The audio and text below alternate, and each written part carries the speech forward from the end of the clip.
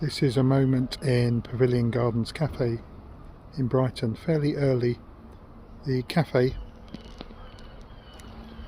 has only just begun to open. I can hear the usual sounds of the wind in the trees. It's a breezy day threatening a bit of rain.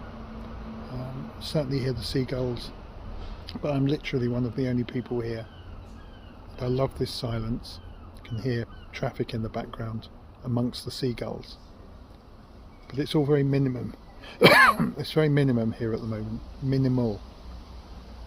And I wrote an article yesterday and recorded a podcast about a phenomenon in the field of AI called over-generation, which has been registered for a long time, where AI, particularly generative AI, always over-answers, over-completes questions, gives you far more than you've asked for, and it's quite hard to get a short, straight answer from AI.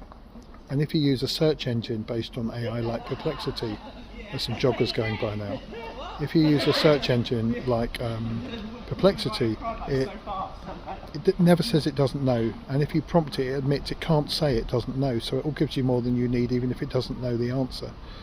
And that kind of bloating is quite dangerous, because it means that we're about to give AI agency. We might be linking it up to robotic surgery, and it will over-operate on you if we're not careful. So the dangers of over-generation are well documented in AI, and one of the reasons that's speculated that it over-generates is because it's been trained on literally trillions of data that was human-generated. And we tend to want the world to be a better place. We tend to want to fit well in that world. And so many human beings, not all, but certainly many, in what they say and what they write, also over-generates. And this is a big thing at the Edinburgh Fringe. If somebody who might be very busy says, "Tell me about your show," and you're still doing your opening speech 3 minutes later before you've even said a word about the show, that's a classic example of over-generation. And it can simply mean that the person who was going to ask you about your show is wishing they hadn't, and is already kind of switching off.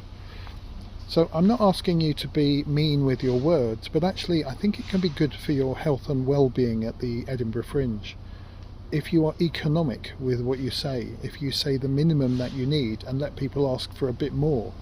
And that doesn't have to be deliberately, consciously trying to not say much.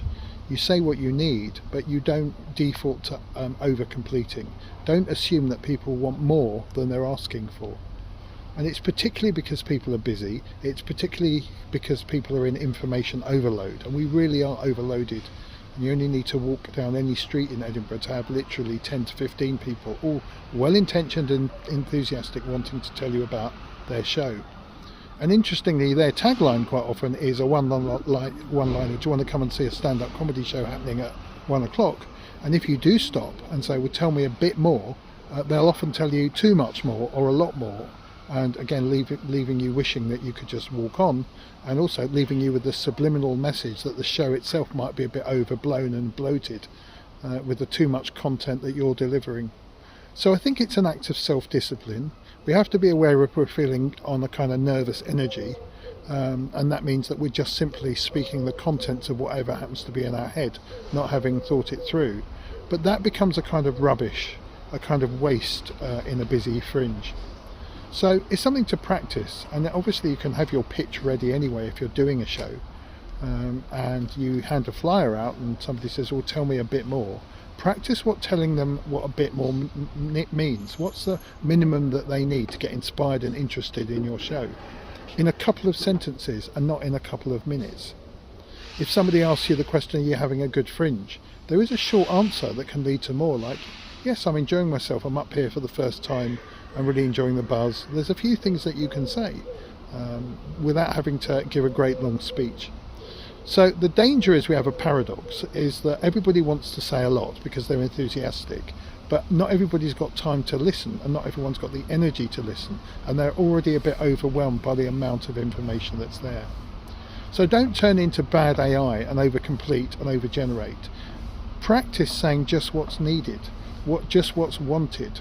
Read the room, read the other person, and don't default to just spewing out whatever happens to be in your head, but be ready for the classic answers to questions like, Tell me a bit about your show.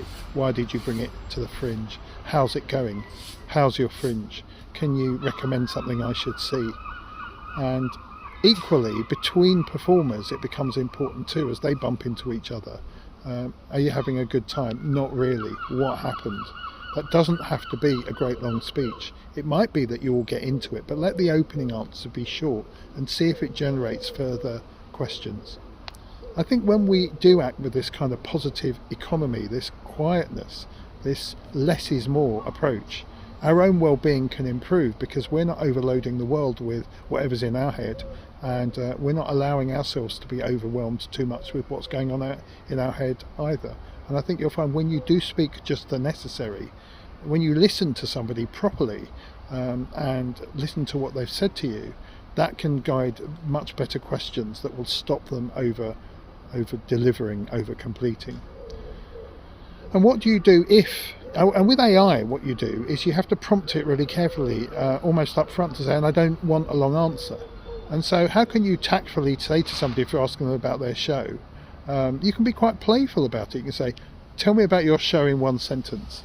You can be very upbeat about your time availability and say, I'd love to hear about your show, but I'm going to be honest, I don't have very long, I need to get to somewhere, but do tell me. And that gives them the sort of opening where you're prompting them a little bit to say less.